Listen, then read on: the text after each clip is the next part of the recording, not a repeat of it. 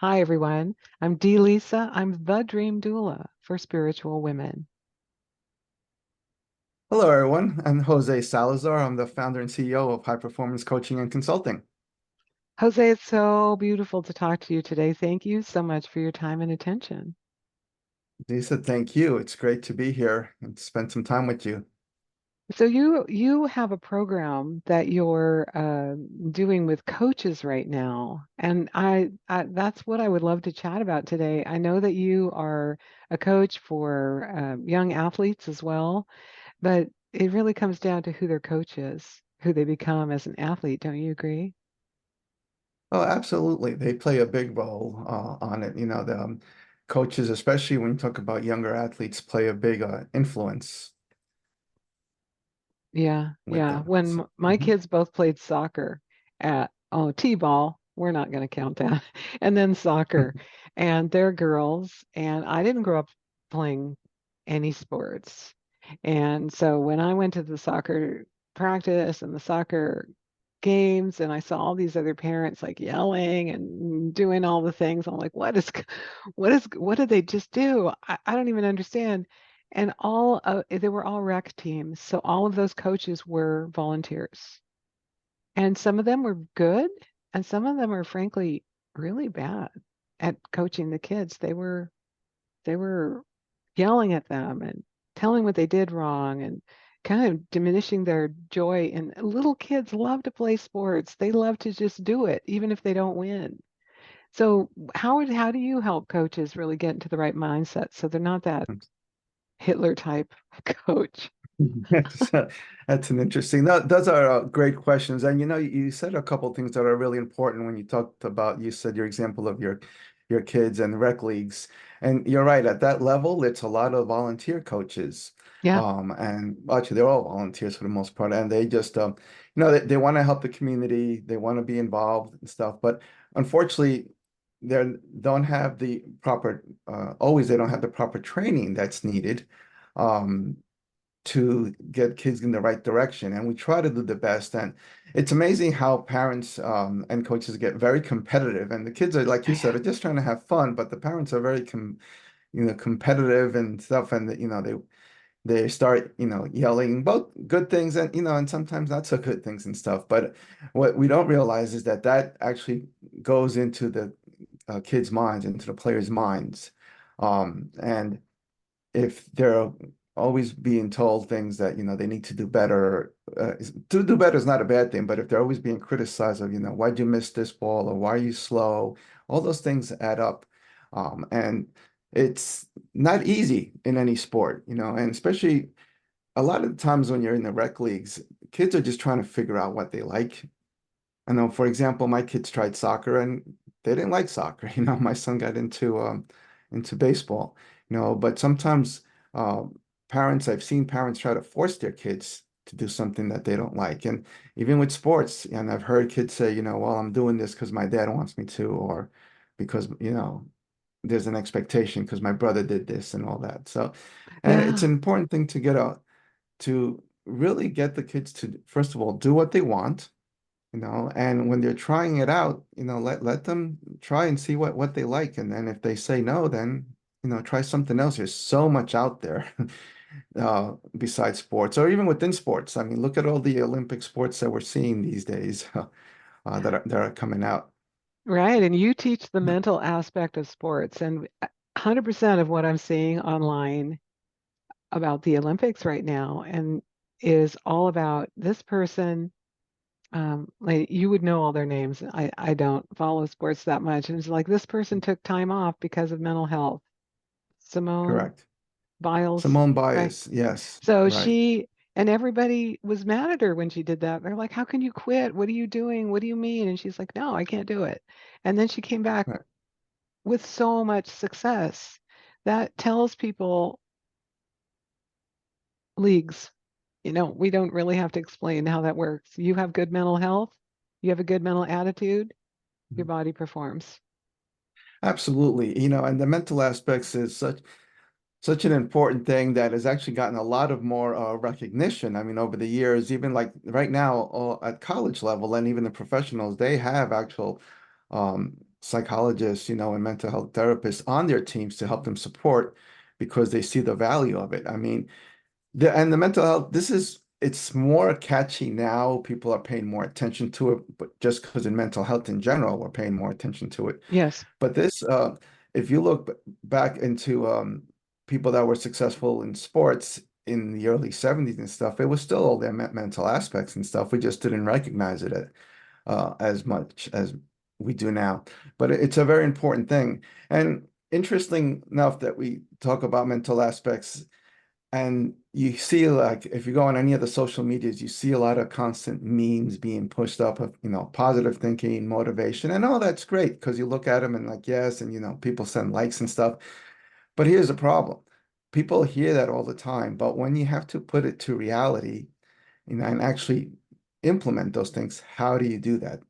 That's where the problem lies, where you can hear all these motivational speeches and quotes and stuff, but how do you actually implement that? Because it's one thing to see it, hear it, but then another thing is to be able to experience it and to live it. And when we say, you're trying to, like a coach is trying to be positive and try to say, yes, you can win and all that, but then some of the actions that he or she performs don't reflect that, Oh, so 100%. I right, remember two different coaches that my kids had, soccer coaches. One of them just constantly yelled at them and told them what they did wrong. Do another lap, do this. Yeah, you practice this, and I can't believe blah, blah, blah, blah. I was like, I was just hurting inside listening to him talk. The next year, we had a coach who was so uplifting, and he would say, "Way to go! You really did that, and you guys are really a good team today." And everything he said was a positive, uplifting, inspiring comment that made the girls try harder and play better, and at the end of the game, they were happy. They weren't beat down. right. So the coach is so important. Now, speaking of the 70s, let me just say this, and I'm sure you've heard about this. I remember thinking it was a mind-blowing experiment, and I think they did it in the 70s, maybe the 80s, where there's basketball players, I think, and there one group of them for 30 days practiced doing free throws. The other one for 30 days imagined in their mind's eye, and they didn't shoot any hoops. And which one do you, and they imagined making perfect free throws. Which group do you think made the most free throws at the end of that experiment? Yeah, so those that visioned it and imagined it were more successful. Yes. And I Yes, remember when I first heard that, I'm like, wait, what? They didn't even practice sure. No, except that's in their actually been mind. done. And the reason why, and I'm glad that you mentioned that because yes, it was done and it's tried several times. But so when they kept practicing the actual free throw, they kept looking at, every time they missed and what they did wrong, and they almost got it Mm, in or what happened. But when they were just envisioning them and looking at them, all the shots went in. Right? You didn't, when they were visualizing, I'm sure they weren't visualizing, oh, that just hit the rim or that hit the backboard. yeah, They all yeah. went in. So they knew that they were going to go in. So when they actually shot them, they went in. Yeah, that's all part of visualization, which is one of the important keys or tools that athletes use. And if you've heard, if you followed any of the Olympics, you hear some of them saying, I just visualized what I had to do. I had this vision that I was going to get the gold or that I was going to, you know, do this. And that's an important thing. And that's part of the what I'm trying to do with coaches now. And this is really like going against the grain because a lot of these coaches have a lot of great skills and abilities and their way of doing things. Right. So when you're trying to show something totally different, it's not easy, but sometimes you just have to go out there and try it. And that's what I'm trying to do now when I'm doing training with coaches is to try to have them see things a different way, a different approach, do things. And that's not easy when you've been doing something for a while. Um, and there's some coaches that have done that stuff they don't even realize, but they're successful, Mm, and that's what you have to be. You got to be willing to try things, even as a coach. Uh, every coach has some great strengths, and some coaches have some areas that they can improve on. So try to improving those abilities to be able to be a good coach. Because they all, at the end of the day, everyone, they want to be a good coach and they want to be a winning coach. But unfortunately, what happens, and this goes down to the athletes also, is we put the wrong emphasis on winning. So Yes. we look at winning as what's on the scoreboard. At the end of the season, if you were to ask a coach or even a player, what would be a good season? And they're most likely, most of them will say that they have a winning record, by the end of the season. Right. Or they won the tournament or they were number one in their group or whatever. Right, Yeah. exactly. But what happens is that those records, they're just records and they get recorded and they get filed away. To me, a successful season is what did the player become? Who the player became, who did the coach become? How did they grow? Because Mm. one of the reasons that we have sports, particularly like high school sports, and yes, some of them want to go on and play college level at athletics and stuff, but a lot of them also realize, that's not the end point. But what we use athletics for, especially in high school, is to teach them life lessons. We say what you learn in the field is what you're going to be able to use in real life. So if you have bad experiences in the field, that's going to also reflect on the bad experiences that you have in life. Because if you have failures in the field, but you don't know how to learn from them or use them as what I refer to as a launching pad to improvement, when you go into the real world of having a job and stuff like that, and you have a failure, they don't know how to handle that either. So we have to realize that the impact that sports have is much greater than just what's going on in the sport itself. In fact, I have seen on job interview questions, did you Mhm. play sports? Right. Because if you're going to work in a team in some company and you played sports, they kind of want to know how it was for you. Like, were you a team player? Were you the captain of Correct. your team?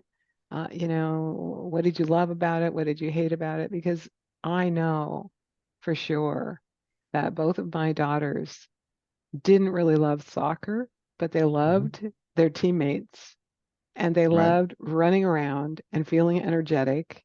And, Mhm. and they kept doing soccer because they missed their friends when they weren't playing Sure. soccer. And to Absolutely. watch those girls, like, kind of, it was so, run around and maybe they won and maybe they didn't, and they're like hugging each other. It's so rewarding as a parent to see your kids just thriving from what they started Right. out like maybe they can't even kick the ball and now they can make a goal and pass it around and do all the things. So I love the way you said that, Jose. It's who you become while you're playing the sport, or it's who you become while you're coaching.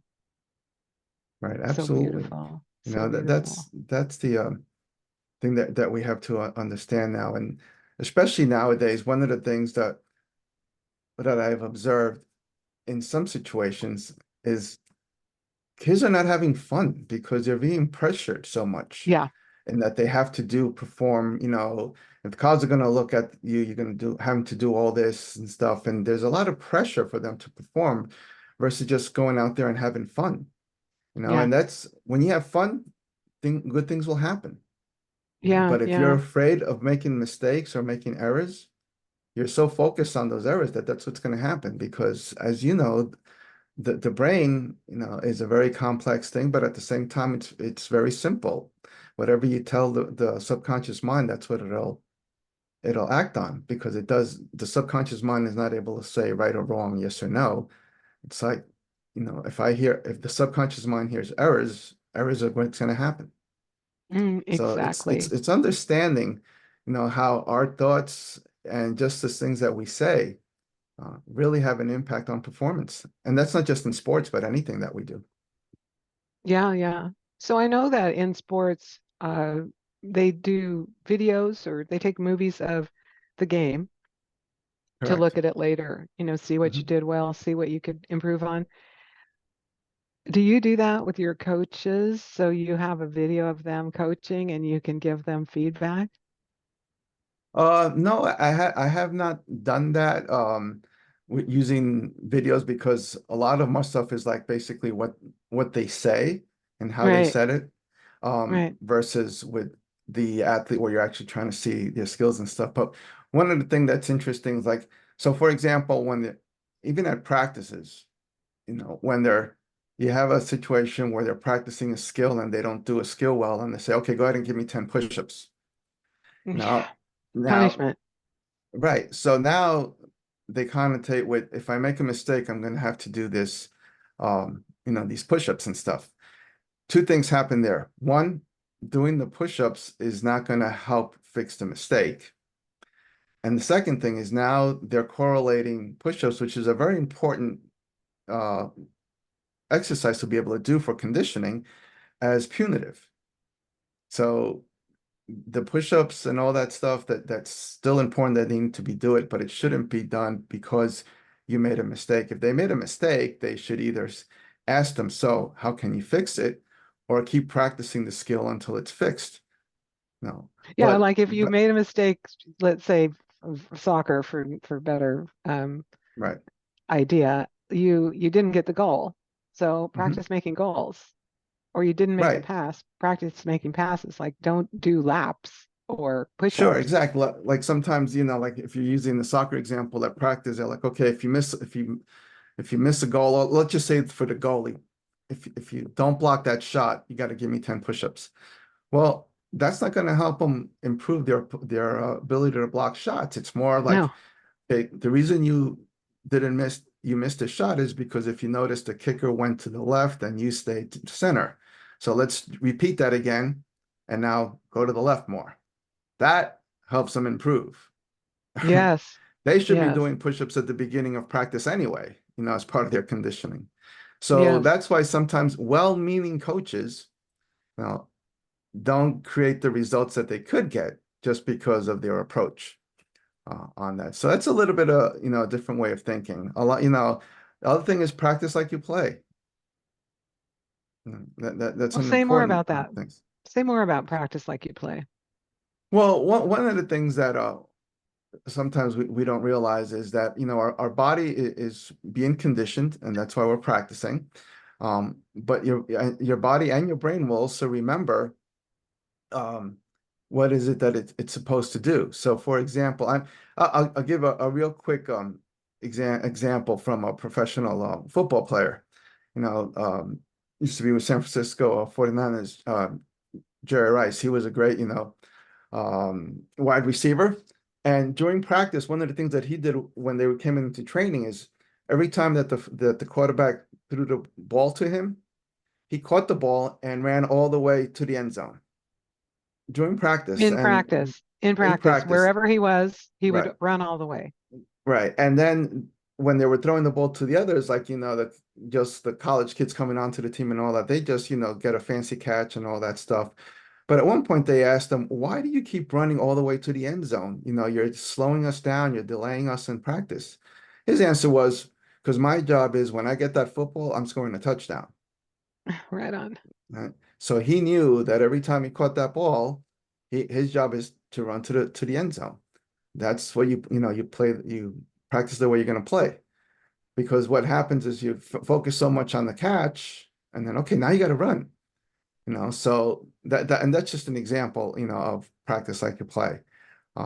It's an important thing. If we cut corners during practice, it's going to end up happening during the game on that. How do you help? What popped into my mind when we were talking earlier is if someone's going to be the kind of coach where they're punitive and they're yelling and they're telling you you got to do laps or push-ups because you didn't do this skill right, do you think that's similar to um, abusive parents teaching their kids how to be abusive parents, teaching their kids how to be abusive parents? Just so somehow their coach, when they were little kids, was that kind of coach and they yelled at them and they think that's the way to do it. How do you pull them out of that reality when it's maybe a gut reaction for them to yell and tell kids that they're wrong? How are you going to train them out of doing that and into a more positive reality? So that's an excellent question. And that's when you deal with that situation, you're dealing with people that have a lot of thoughts and beliefs already, because like you said, maybe they grew up that way and they were successful because they were constantly being yelled at and told to improve on. And it's the Yep. same way as parenting. As you know, parenting has changed over the years. Back, when we were growing up, there was the big fear you're going to get hit with a belt or something, and you Yeah. knew you wouldn't do nothing. You can't do that now, right? No, It's a little bit it would be different. very So, weird to say, yeah, I just spanked my kid with a belt. right, They're going right. to call the So police. exactly. So coaches sometimes are used to doing that approach. They have to change the way they think, and it's Mm. difficult for them. So a lot of, like anything else, it's a repetition. And that's where um, a lot of the coaches, when you're trying to talk about this subject of mental aspects, they buy into, they believe in it, but it's the application of being able to do it. It's difficult for them because, like you just said, this is what they've been used to. And as I said, that things that we do in the field, correlate to real life. This is what happens when you go out there and then you have your bosses in the real world. When you make a mistake at work, they treat you the same way. Instead of trying to help you, they're like, giving you a hard time because it's all the same. And could it be an impact of that could relate to abusive parents or abusive spouses, because they're year of that? Yes. And a lot, that's what they're used to. They don't know any different. So like anything else, it's to change. It's like programming your brain, just like Yes. reprogramming the computer. So part of it is bringing the awareness out to the coaches and then giving them an opportunity to try it, but they have to keep on wanting to do it and keep wanting to try it. And that's why I offer coaching programs where I work with them throughout so that they get that support of repetition. Because like anything else, if you just go to one class, one seminar and hear all this great stuff, okay, wonderful. But now you're back to the real world and that all that disappears. There's a reason that Yes. we practice the skills every day at every practice, right? Well, using their mental attitude is also needs to be practiced regularly. So, yes, I've heard that if you go to a seminar, all day seminar, all weekend seminar, week-long seminar, you learn all this stuff, you got the book, you took all your notes, and I remember being shocked when one of the seminar leaders said, "Now you're going to leave, and 80% of what I just taught you, you're never going to remember again." Mhm. And I was like, Right. "What?" So Mhm. 80% of what we just learned is gone. What's the 20% that's still in there? And of course, if you do your coaching program that you have coaching coaches, Mhm. you probably have some techniques and some exercises for them to practice positive feedback with their kids. Sure. I'm going to call them Sure. kids And a lot of with their it, athletes. yeah, and a lot of there are things such as visioning, Yeah. also, letting out the goals that they want Hmm. to accomplish for themselves, that, and the key thing is just writing things down, keeping a journal is a good thing to do. What went well, what I could have done differently, you know, for them to be able to do a lot of self analysis is the key thing, and areas that they can improve on, and also to see what they notice to change, because the effectiveness will be once they start seeing a change, and they got to realize that change doesn't come easy. So it's not like they're going to go out there next week and all of a sudden, oh yes, everybody's following, they're doing great, life is grand. It might take a few years. No, but like Yeah. anything Yeah. else, you have to keep trying. So it's that's why sometimes it's like a little bit of an uphill battle, but then again, you know, battles are won not easily, right?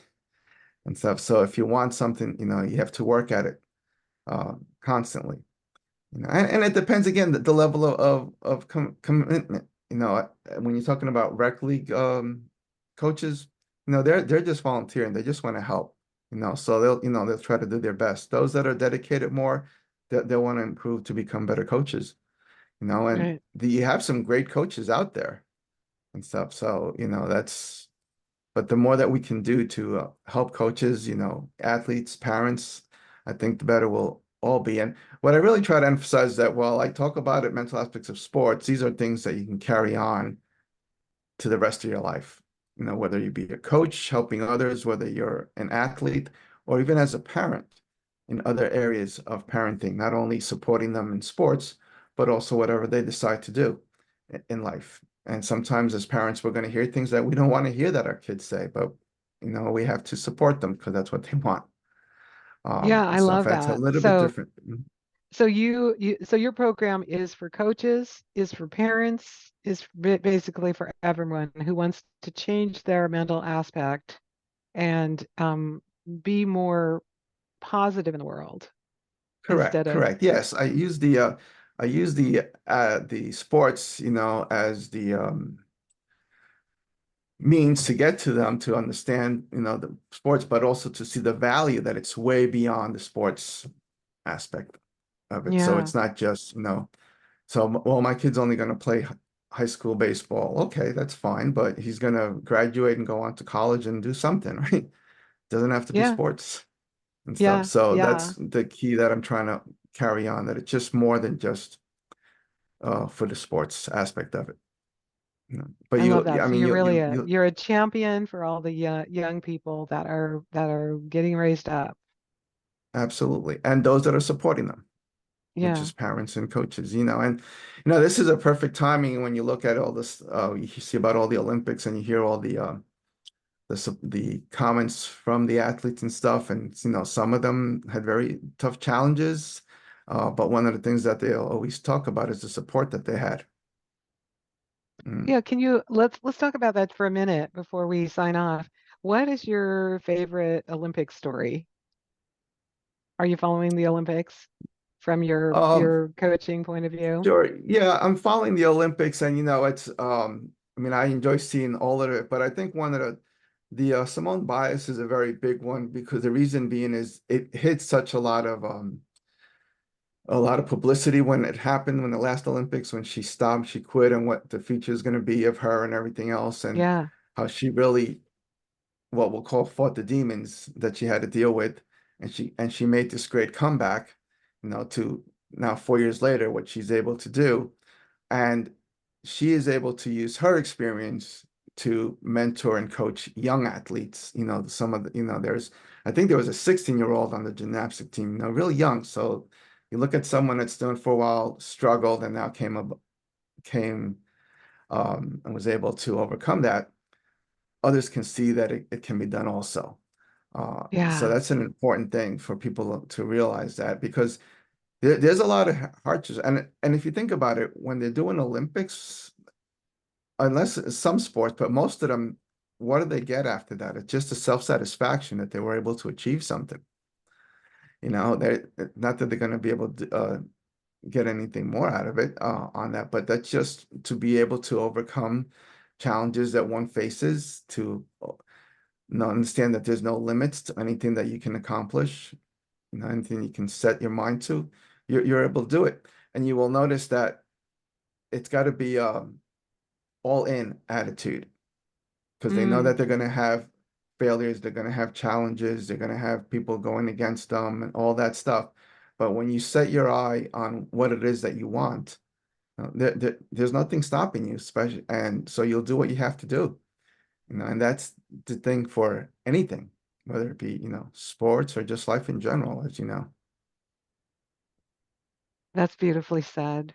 And you call your coaching something with unstoppable in it. What do you call your business? Uh, High performance coaching and consulting. High I have performance. I have a group that, our mastermind group that we talk about, that I is high performance and unstoppable coaches. Yes. But, and the reason I talk about high performance, a lot of people, when you hear high performance, they think right away of racing, car racing and I stuff, think of high fast cars. performance. Exactly. True. But high performance, so to me, high performance is an individual thing. So what I wanted to emphasize to people is to perform at the high level, at the high performance. But that high performance level is different for everyone. You Sure. determine what you consider high performance and Sure. stuff. So that's an important thing. And that's why I just want people, to perform at the highest level that they see possible. And if that's what it is for them, that's great. And sometimes maybe they'll push the envelope and realize, I can actually do a little bit, you know, perform a little bit higher at a higher level. And that's great. So that's the key. We're so often compare ourselves to others when we should be comparing ourselves to ourselves. Now, how do we Yes. improve on Yes. that? Although if you're in sports, even if you're on the coach level or the Mhm. performing level, you are comparing yourself to others because sports is you get judged on how well you do. You win the game Right, or you lose the game. You hit the goal or you don't. You get the basket or you make the home run or whatever it is. sure, And so you are looking at performing.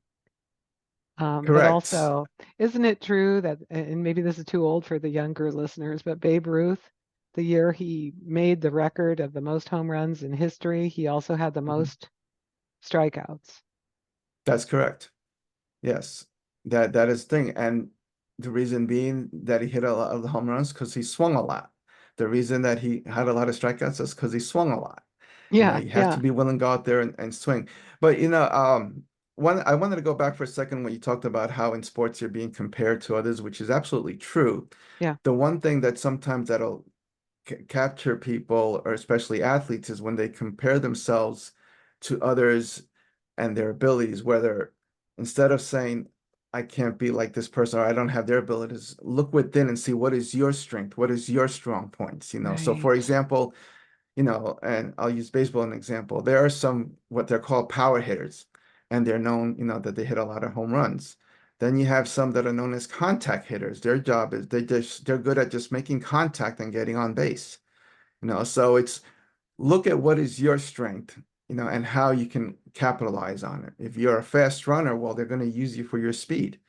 Not saying, well, he doesn't have a good arm, but he's very fast. So that's what is important to see is what is it that you can, instead of thinking of what talents you don't have, work on the talents that you do have and improve on those. And that's the same thing. And that starts at the younger levels when we start saying, looking at young players, what is it that they can contribute on that, right, So right. that's thing is, take your abilities and improve them. Don't try to have someone else's abilities.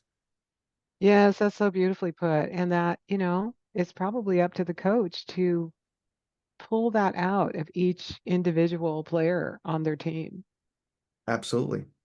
That's what good coaches try to do. And sometimes coaches will make them do things that they didn't think they can do. And that's, what a coach is supposed to do, is to tell them, yes, you can do this. Try this, do it a little bit differently, change. Now, and as they're looking for their players to change, sometimes they need to change, their No, approach and stuff. I'm thinking about a high school basketball game I went to watch. They were in a tournament. There were three coaches. One was the lead coach. The two Mhm. others were assistant coaches. And I was a friend of one of the coaches. And he said, I'm not allowed to talk tonight. I'm like, what? So the main coach got to like yell at the kids and say whatever. The other two coaches were zipped lips. Why is Mhm. that? Do you know about that? That was a new thing to me. Well, that happens sometime because you can either have some ones that there are some coaches that are very passionate, so they're always saying something, Yeah. and it could be towards the refs or toward the players. But another thing that you got to be careful sometimes, especially when you're dealing with coaches, is you don't want coaches saying conflicting things. Oh, okay. That makes You sense. know, yeah, Yeah. that's one thing. And they might say so. The assistant coaches will usually go to the coach and say, "Hey, we should try this or do that," and then just have the coach talk to the players. Or the head coach might tell the team, "Okay, whatever this coach tells you, that's what we're going to go by." Hmm. But many times, especially at the younger level, it's some coaches just, you know, blurb things out at the wrong times or things, and they're like, just okay, just be quiet. Okay. I've Zip your I've lip. had experiences like that. Exactly, yes. Because sometimes they just want to say what's on their mind, Hmm. and not always the best time on Yeah. that. Yeah. Yeah. And do you think my kids told me when they were playing, I was like, did you hear me cheering for you? And they're like, no. Some of the parents have really loud voices. Some of the coaches have really loud voices. And I think if the athletes are like in the zone, it's just like a murmuring sound that's out there that doesn't really get into their mind. But w- what's your professional opinion on that? Does the coach yelling while they're playing, does that get into their mind or do they even hear it? Right. No, that's a great question, and it's funny you say that because um, one of the things that, and you hear this more at the professional level because you have a lot more, dealing with fans stuff less. But Yeah, um, one of the things that happens is if you start hearing all that, yes, it's gonna get into your head and everything else. But what a lot of these athletes learn to do is they learn to block all that out. They focus on what it is that they need to be doing, and everything else is a blur. And that's what they need to know because they already know what they're supposed to do and right, what they'll focus on. Everything else to them, and they have to learn this skill is just a blur, because otherwise it's very easy to get caught in that. And when it comes to the younger athletes, which is a lot more difficult, yes, that's a challenge. And when coaches start yelling things, sometimes there are some appropriate things to be saying, but coaching during a game is not the time to actually be uh, correcting them, or making changes. That's what practices are for. During the game, it's this is the opportunity for the athlete to show what they can do. And right. sometimes Yeah, when you change midstream, that's not going to be good. This is where you take notes and say, okay, at practice, this is what we're going to work on and stuff. Because sometimes when you start to make changes in the middle of it, or it's it's not good. It's not right, good. What right, happens during the game, it's good, better, indifferent. Let that go. And once because you start getting more upset about that, then it's just going downhill because then the coach is upset, the player is upset, the team's upset. You know, it's just not a good outcome. right, right. So in your program, you help the coaches see that that kind of behavior is not as helpful as another kind of behavior that they could learn. Correct. Correct. Nice. That's an important thing to remember. It's almost like after game, they have these little after games debriefings and stuff like that. And, Right. the coach, like, you guys played terrible, blah, blah, all that. Don't you think kids know when they messed up already? They pretty So much, if they, yeah, are they if gonna they have drop the are they ball gonna or have a whatever. miserable ride home on the bus and stuff? Oh, What yeah. happened. Let them relax. Let them, if anything, what I would do is if I, as a coach, is I would, even on a bad loss, say, okay, go ahead and tell me what's something that went well today. Ooh, And right that's away they're going to good. say nothing went well. But I'm like, tell me something. Even if you tell me that you're glad the game is over, that went well, but that's an important thing to do. It's just so that they leave with a positive thought on that. Maybe the score was, a very bad score, but maybe they got some hits and they weren't able to just get them across the plate. They weren't able to score, but they still were able to get hits. So that's the kind of thing that's been done versus they're already feeling down. And the last thing they need is, it's like you don't want to kick someone down that's already down on I that. love that It just, idea. And I wonder how many coaches actually use that technique. Like, okay, I know we lost miserably. Tell right. me something that you did great. If even if Mhm. it's showing up with your Whatever. uniform Exactly. or whatever. Yes, You exactly. got Make dressed, something you went out there and right. played. You did this one Hmm. thing good. The end result wasn't what we expected, but next time, Right. Exactly. And then, wow. we go to practice and then, okay, now let's talk about it, Yeah, you know. yeah. And So, yeah, work on it. right. So beautiful. So your coaching program is available for groups, for individuals, for school systems. How big is it?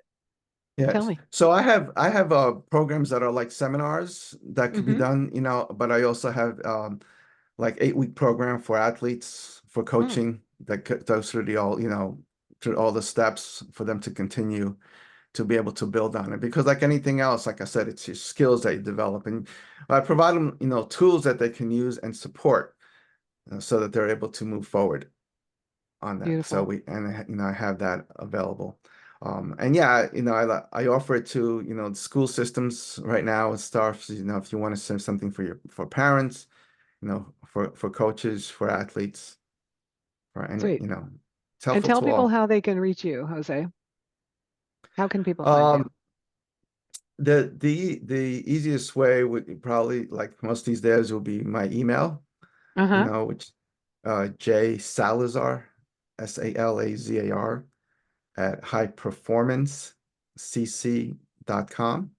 Okay. That's email is the best way on that. So I also have a website, which is highperformancecc.com. Okay, and we'll put that in, with your bio in the show notes if anybody wants Okay. to find Jose. He's the guy to talk to if you want to up level your coaching, if you want to be a really great rec coach for your kids' team, or if you just want to be a better parent for your athlete kid. Thank you, Jose. It Thank was you. really cool to Thank you, talk to you Lisa. today. I appreciate you. It was great talking to you as always. All Have a right. great day. Thank you. Bye, everybody.